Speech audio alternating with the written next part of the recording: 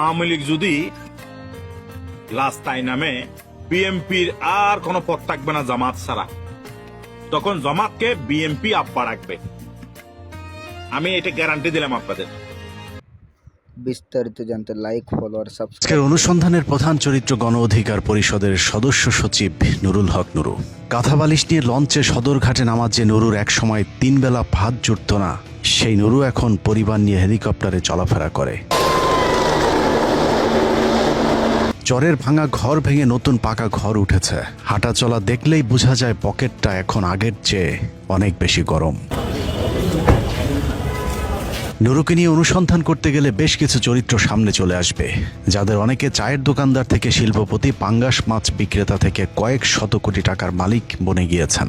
কয়েক বছরের ব্যবধানে নুরুর বিকাশে ভিক্ষা বৃদ্ধি, সরকারি অর্থ আত্মসাৎ আর তদবির বাণিজ্যে সবার আগে কপাল খুলেছে নুরুর বাবা ইদ্রিস হাওলাদারের।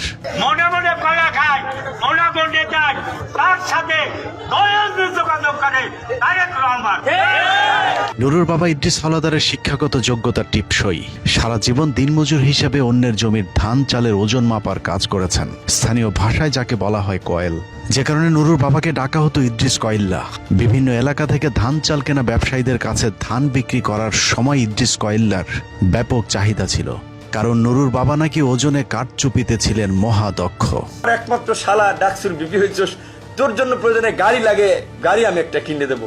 তো আমার তখন সে সময় লাগে না। যখন দেখলাম যে আমাকে একবার বিশেষ করে একটা গুম করার চেষ্টা করা হয়েছিল উত্তর বাড্ডা থেকে, তখন আমি ভেবেছি মোটরসাইকেলে চলাফেরা আমার নিরাপদ নয়।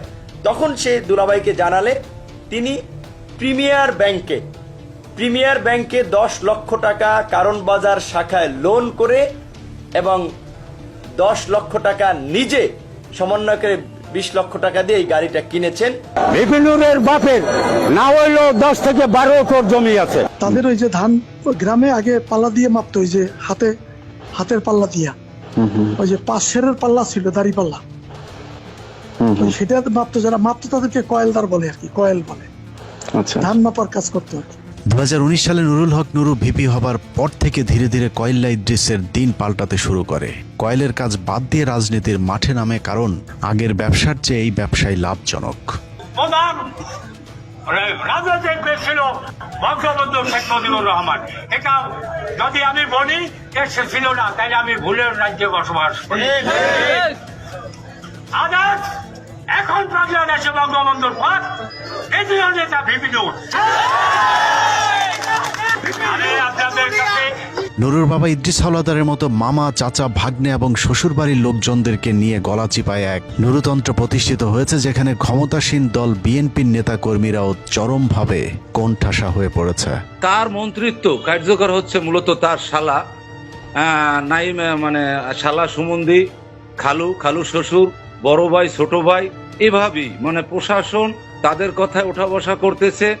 আমাদের লোকজন হ্যারাসমেন্ট হচ্ছে বিভিন্ন ইউনিয়নে, বিভিন্ন অফিস আদালত, ইউন অফিস, এসিলেন্ট অফিস থেকে শুরু করে শিক্ষা অফিস, সব জায়গায় গণ অধিকার পরিষদের যারা নেতৃত্ব দিচ্ছেন তাদের নেতারা অফিসগুলি দখল করে আছেন। এবং বিশেষ করে আমাদের জানা মতে টিউনো মহোদয়ের অফিসে তার আত্মীয় স্বজন, ভাই, শ্যালক।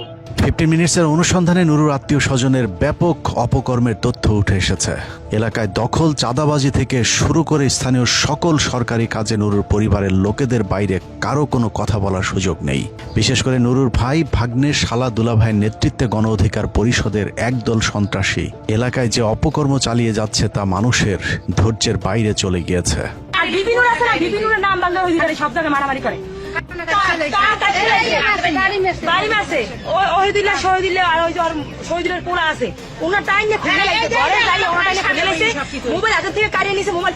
আমার স্বামীর বাড়ি দিয়ে কুড়ি ঢালাই সুবাইছে, আমার বাসের উপর দৌড়িয়ে জালের উপর দৌড়িয়ে ঘরের মধ্যে ঢুকছে। 3 দিন ছিল আমার জালের দাবাই দৌড়িয়ে 3 দিন ভাই সব হয়ে গেছে। ওহিদুল ইসলাম কামাল সে বিপিনুরের নাম ভাঙাইয়া আমাদের 10 ফিরা গলাচিপার ভিতরে সে অনেক পাওয়ার দেখায়, দাপট দেখায়, প্রভাব খাটাইয়া আমাদের ঘর বাড়ি লুটপাট করে। এই দেখে আমার বড় ভাই সে ঢাকা গেছে, হ্যাঁ, এবার গড্ডা লুটপাট করে ভাঙচুর করে তারা নিয়ে গেছে।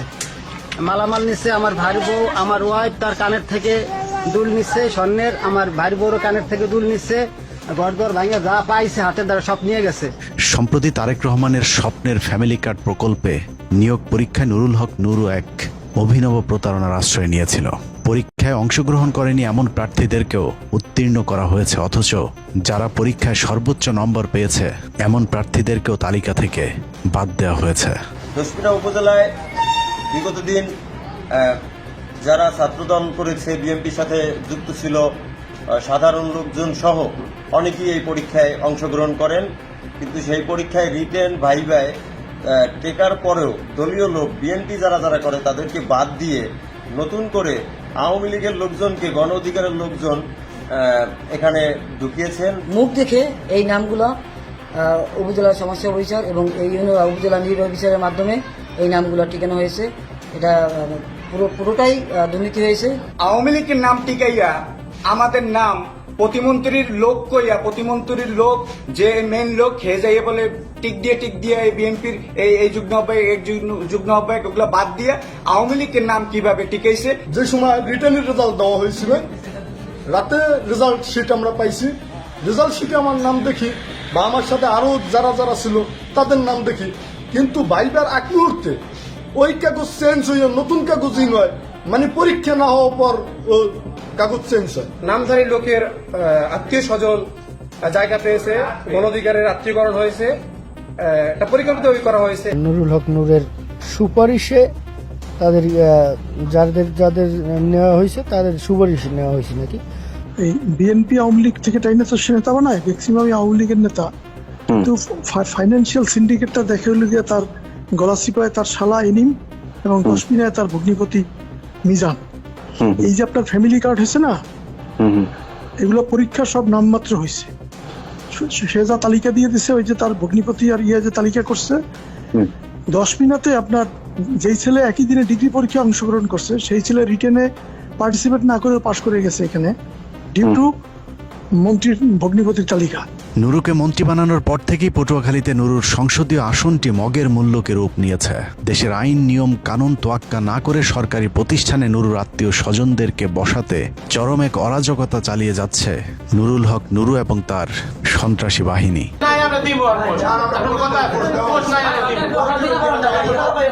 ভিডিওতে পটুয়াখালী জেলা গণ অধিকার পরিষদের সহসভাপতি কালাম পঞ্চায়েত, ঢাকা উত্তর গণ অধিকার পরিষদের নেতা কামাল, দশমিনা যুব অধিকার পরিষদের নেতা বাবুর্চি শহীদ এবং সুজন সহ আরো কয়েকজনকে দেখা যাচ্ছে।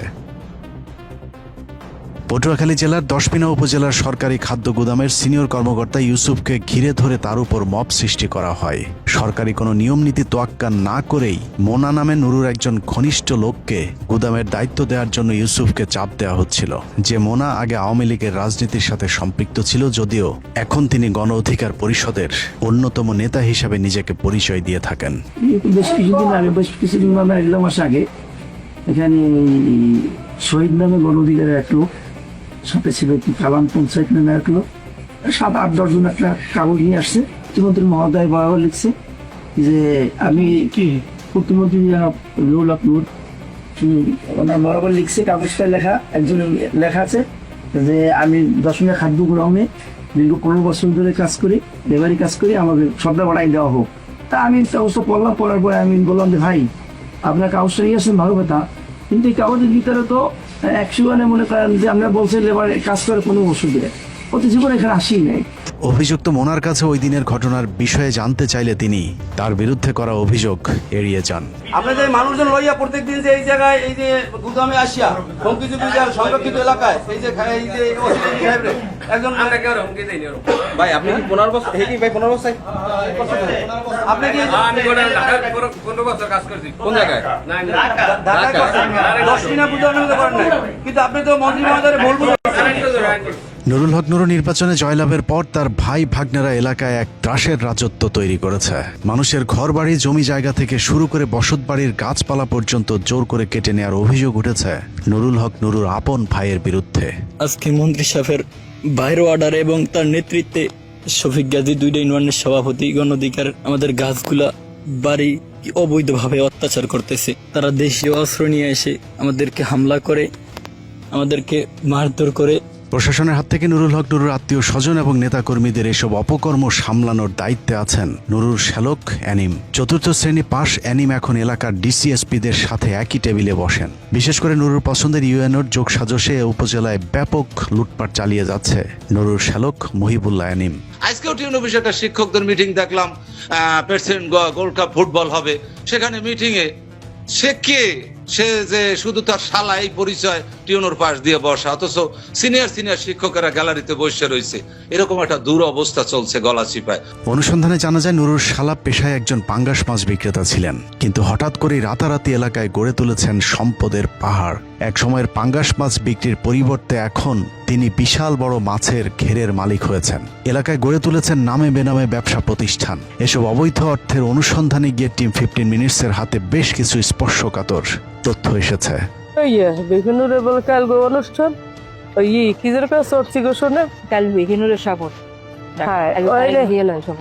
সবাই মিললে হারা মিষ্টি কিনতে লেগে যাবে। ভিডিওতে যে নারী কথা বলছেন তার নাম মাহমুদা বেগম।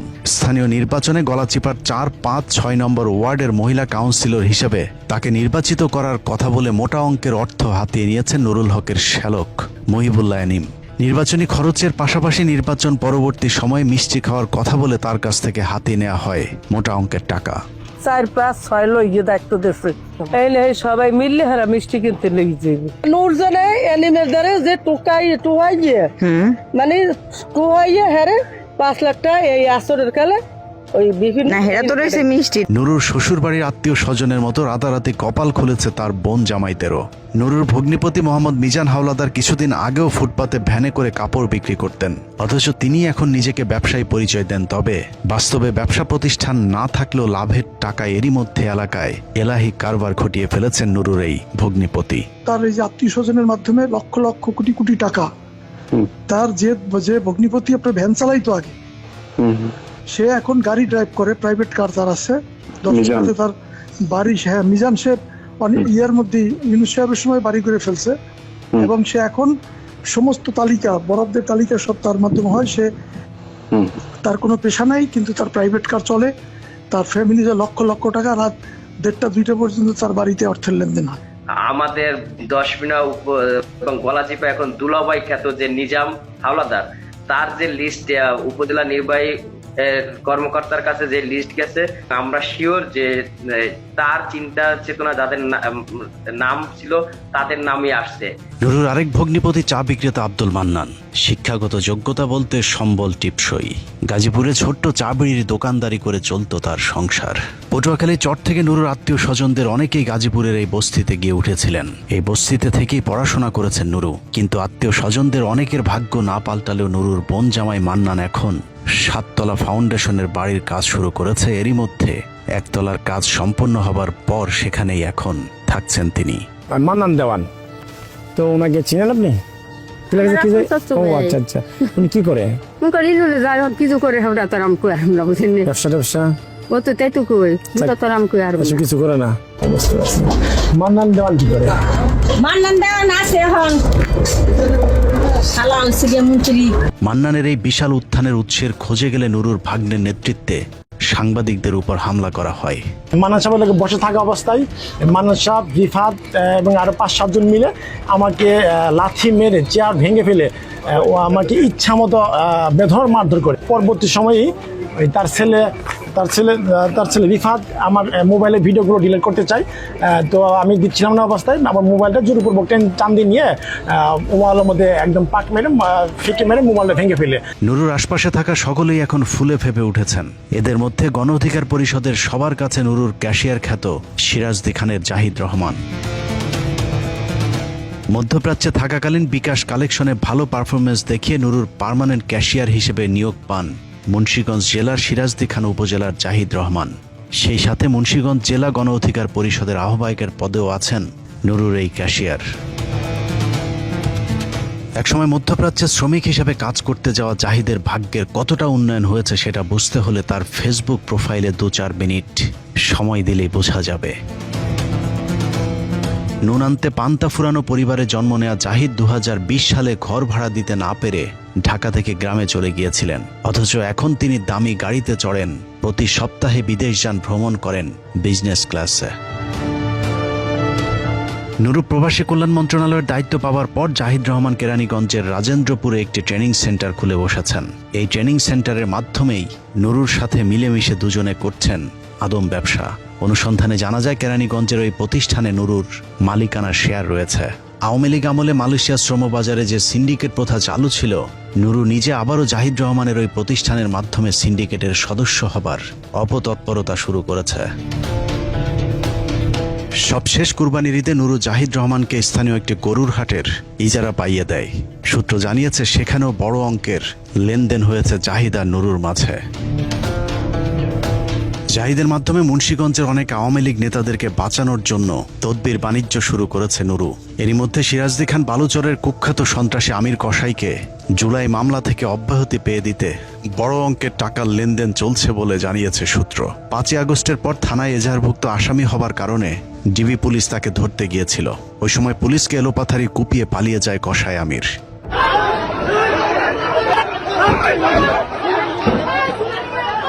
এরপর থেকে একাধিক মামলায় ওয়ারেন্টভুক্ত আসামি আমির কসাই পলাতক ছিলেন। 10ই মে একটি সড়ক দুর্ঘটনায় আহত হয়ে ঢাকা মেডিকেলে ভর্তি হলে গোপন সূত্রের ভিত্তিতে সেখান থেকে পুলিশ তাকে গ্রেফতার করে।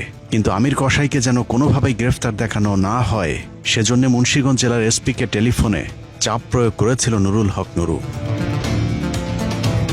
বাবা নুরুর চেরাগ পেয়ে রাতারাতি জীবন বদলে যাওয়া আরেক ভাগ্যবানের নাম শহীদুল ইসলাম ফাহিম। নুরুর নিজ জেলা পটুয়াখালীর ছেলে ফাহিম দীর্ঘদিন ধরে গণ অধিকার পরিষদের ক্যাশিয়ার হিসেবে দায়িত্ব পালন করেছেন। 2018 সালের কোটা আন্দোলন শুরুর পর থেকে মানুষের দানের টাকা আত্মসাতের কাজে ফাহিমকে ব্যবহার করেছে নুরু। নুর যে অর্থনৈতিকভাবে লাভবান হয়েছে, এই অর্থ দিয়ে সংগঠনের জন্য দৃশ্যমান কোনো সম্পদ কিন্তু আমরা দেখি নাই। এখন জিজ্ঞাসা করা হয় আজকে অর্থের বিষয়টা আমরা জানতে চাই, ঠিক আছে? তখন নুরুল হক নুর জিজ্ঞাসা করে, এই ফাহিম অর্থের হিসাবটা দিয়ে দাও তো। তখন ফাহিম বলে, ভাই একটু বাকি আছে।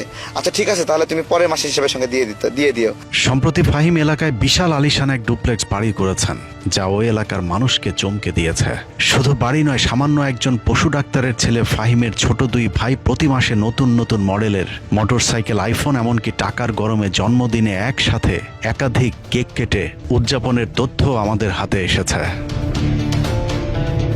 সম্প্রতি ফাহিমের বিয়েতে প্রায় 1.5 কোটি টাকা খরচ করেছে। কয়েক হাজার মানুষকে দাওয়াত দিয়ে করা বিশাল সেই অনুষ্ঠানের টাকার উৎস কোথায় সেটাও এলাকার মানুষকে অবাক করেছে। নুরু সম্প্রতি ডলি নামে আরেকজন নারী ক্যাশিয়ার নিয়োগ দিয়েছেন, যার মাধ্যমে বিভিন্ন তদবির বাণিজ্যের টাকা সংগ্রহ করা হচ্ছে। ডলি এখন দলের গুরুত্বপূর্ণ ভূমিকা পালন করছেন, তবে তার এই অর্জনের জন্য তাকে অনেক কিছু বিসর্জন দিতে হয়েছে। ডলি? হ্যাঁ, ডলি চট্টগ্রামের মেয়ে। এবং সে কোন আসন থেকে, চট্টগ্রামের কোন আসন থেকে জানি প্রার্থী হয়েছিল গণ অধিকার থেকে। ওই মেয়েটা 15 দিন বিপিনুরের বাসায় ছিল, এটা রাজসাক্ষী আমি। এই মেয়েটা চট্টগ্রামে আপনার ঠিক একেবারে প্রথম যুব অধিকার পরিষদের কমিটি আনি আমি ঢাকা থেকে, এবং ওই মেয়েটা আমার সাথে ছিল জুনিয়র, ঠিক আছে? কিন্তু মেয়েটা একটা পর্যায়ে নূরকে এমন একটা ব্ল্যাকমেইল করছে যেটার কারণে নূর ওর কথা ছাড়া কিছু করতে পারে না চট্টগ্রাম। আচ্ছা, 15 দিন ওর বাসায় ছিল।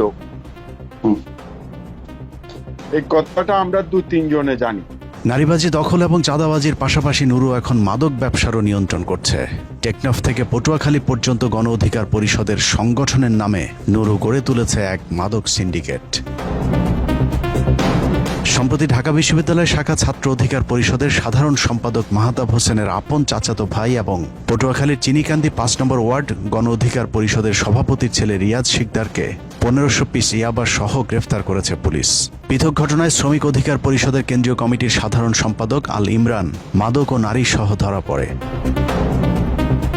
গণ অধিকার পরিষদের বিভিন্ন নেতাকর্মীদের এরই মধ্যে মাদক কারবারির সংশ্লিষ্টতার বিষয়টি জাতীয় পত্রিকাতেও শিরোনাম হয়েছে।